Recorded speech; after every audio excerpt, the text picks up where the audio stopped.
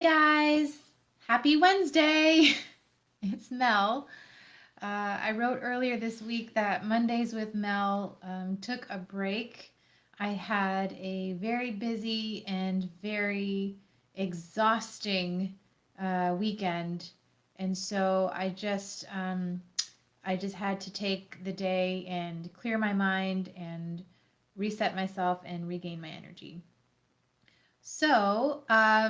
I thought I would, maybe just wait till next Monday to hop on here, but here I am on Wednesday, and I can't go a whole week without saying hi to you guys.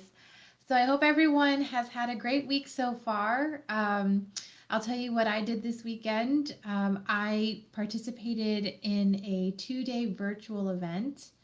Everyone should know by now that I am the lead mindset coach for Dr. Sonia Stribling Enterprises and her Born to Be Powerful Academy. And so, it has been just an amazing experience working with her and just the women that go through our programs to learn how to become professional speakers or start their speaking business or start their coaching business, what have you. So we had a 2-day event where she and I basically tag teamed the whole weekend. And we taught a variety of things to help women get in the mindset of becoming an entrepreneur and going to business for yourself, and the things that you need to know about building wealth, about having the right mindset, so on and so forth.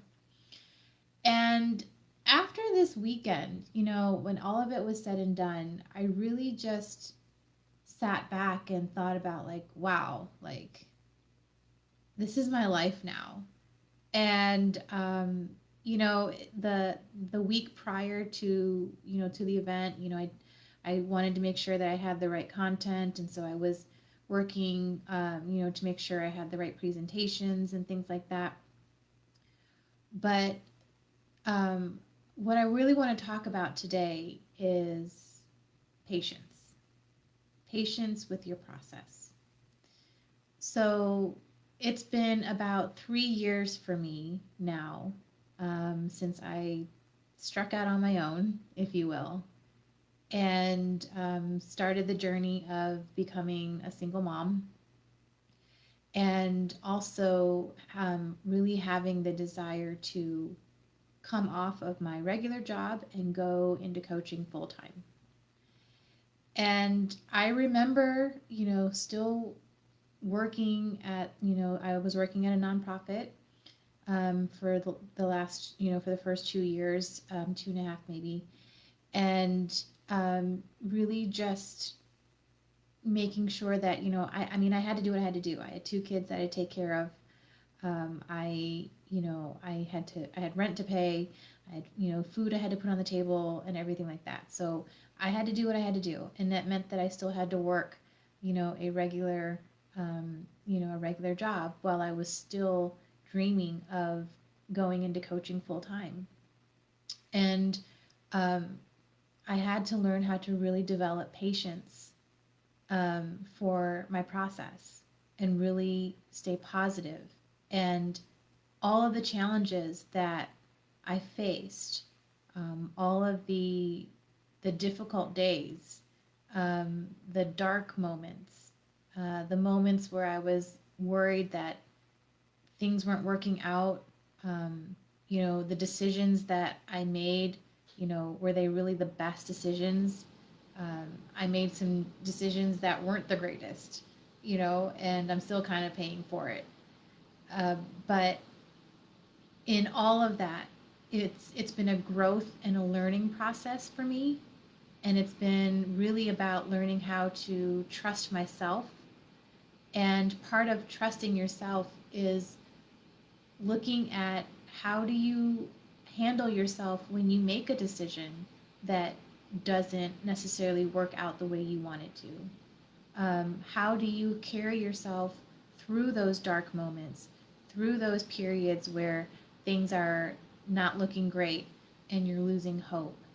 And so I want to encourage anyone and everyone who's going through a very prolonged season of testing, to stay as hopeful and as diligent and bulldogish, if you will, on whatever it is that you're pursuing. If it's a dream, if it's a goal, if it's something that you want to finish and complete, if it's whatever it is, keep at it. Keep at it. Be patient with your process. Because the fact that in 3 years I could essentially leave corporate America and leave a traditional work situation, be able to come off the job in the middle of a global pandemic and be coaching full time and achieving this dream of, this is the life that I want to have, and this is the work that I want to do, and this is how I want to impact and influence the world, and this is how I wish to serve others. The fact that I was able to do that in 3 years is amazing. And so I want to encourage anyone and everyone who's in the middle of their test, in the middle of their process, in the middle of their dark season, in the middle of, whatever it is where it's not looking good, keep at it. Stay patient with your process, because as the word says, we need to learn how to rejoice in our sufferings, in our trials, in our tribulations, because those challenges produce patient endurance, and patient endurance produces perseverance, and perseverance produces good character, and good character produces hope. So that's my midweek with Mel, special Wednesday edition. I hope everyone has a beautiful rest of your week. Certainly, it's back to school, so for all of the parents who are dealing with working from home situations and homeschooling kids, or having kids going back to school online, hang in there, be patient with it. It will all come together. I'm in the middle of it too. We just started a few weeks ago, so we're still trying to figure everything out.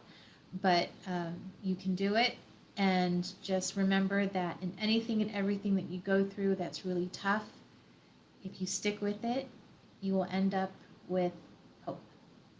All right, guys, take care, and I'll see you next Monday. Bye.